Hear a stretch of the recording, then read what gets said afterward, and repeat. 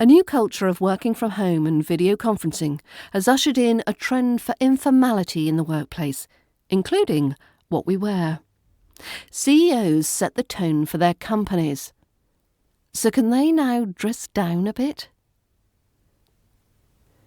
Our post-pandemic lifestyle has taught me that I don't need to dress smartly for work every day, says Louise O'Shea, CEO of insurance comparison site Confused.com, especially when we've all seen each other's realities when working from home. But I do it because I enjoy it, she adds. And putting on some of my best workwear and doing my hair and makeup before each working day has become a sort of personal ritual for me, allowing me to go from one state of mind to another and putting my best self forward. Fiona Gordon of advertising agency Ogilvy UK agrees. I think CEOs can definitely be more informal than they were, she says.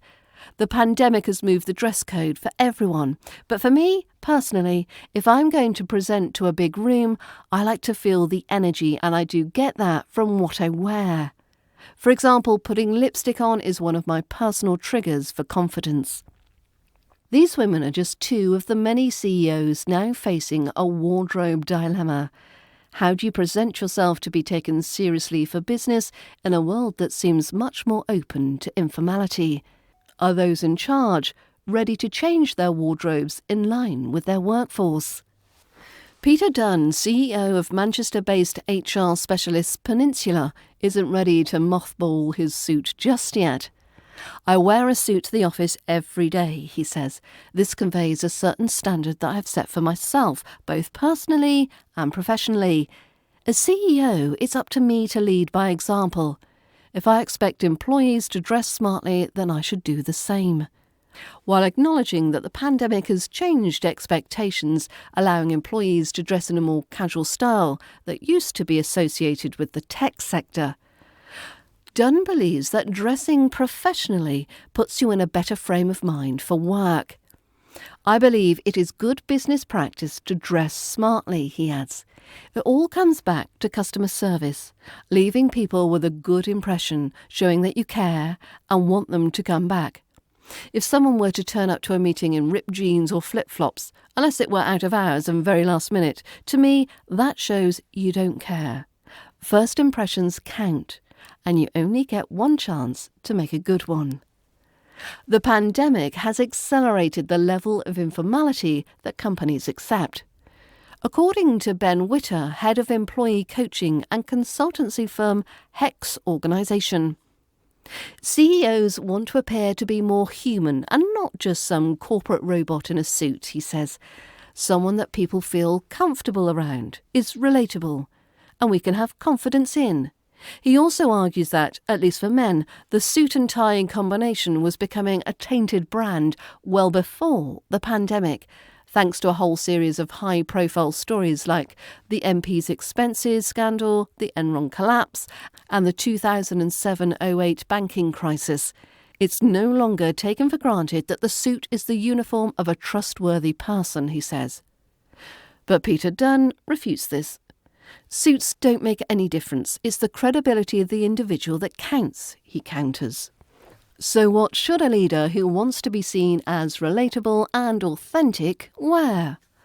The latest recruit to the TV show Dragon's Den, Stephen Bartlett, vowed when he became a panellist that he would never wear a suit. He says he wants to represent a new breed of young business leader that is true to himself and doesn't stand on ceremony. The CEO's role and the expectations placed on them can vary a lot depending on the size of the company. This too might affect their choice of clothing. Bosses of smaller startups don't usually feel the need to stand out from their team, but they do need to impress and quickly build trust with potential new clients and investors. Joel Remy Parks has turned a successful side hustle selling kids' tableware into a growing small business. He works out of a large co-working space where you will struggle to find anyone wearing a suit and tie. The lockdown almost stripped everyone down to their comfort essentials, and we all began to discover a new level of appropriate dress code, he says. It's a development he welcomes, but it poses a dilemma when he's getting ready to meet new people. If I had to meet an investor or potential partner, I would honestly feel a little odd rocking up in my Wu-Tang t-shirt. But on the flip side, I would be absolutely delighted if she was wearing one too. The move to informal dressing at the top may sound liberating, but is it an equal one across the gender divide? Some argue that it's easier for male CEOs to adopt this new informal style. The pressures for women are extremely high, says Confused.com's Louise O'Shea. Quite often when I do broadcast interviews, comments are made about my appearance, particularly my hair. While this might not seem like anything major, it's led me to have conversations with my male counterparts on whether this would ever happen to them. And guess what? It hasn't. She adds, I do often wonder what the reaction would be if I appeared live on TV without brushing my hair or doing my makeup.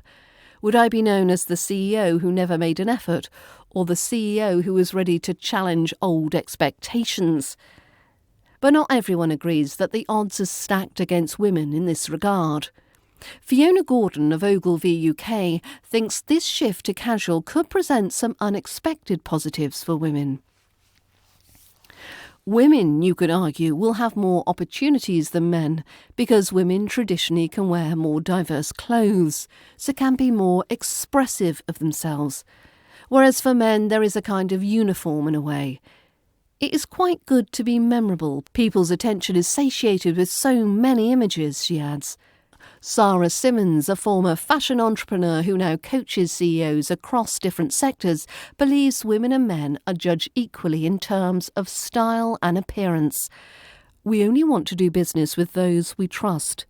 And that first impression comes from what you wear and how you present yourself, no matter your gender, she says. Whether you choose to dress formally or casually, you still need to pay close attention to what you wear, she says. Informal dressing can set your clients at ease, but first impressions still count. Jeans that fit well, trainers that are clean, and t-shirts that are crisp are essential. And you should add something to this that is your signature touch. You need to have a style and stick with it. Your clothes are a silent sales weapon.